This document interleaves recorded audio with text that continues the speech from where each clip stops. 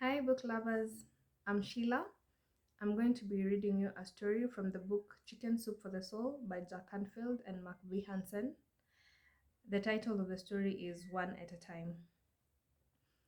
A friend of ours was walking down a deserted Mexican beach at sunset. As he walked along, he began to see another man in the distance. As he grew nearer, he noticed that the local native kept leaning down, picking up something and throwing it out into the water. Time and again, he kept hurling things into the ocean. As our friend approached even closer, he noticed that the man was picking up starfish that had been washed up on the beach, and one at a time, he was throwing them back into the water. Our friend was puzzled. He approached the man and said, "Good evening, friend. I was wondering what you're doing."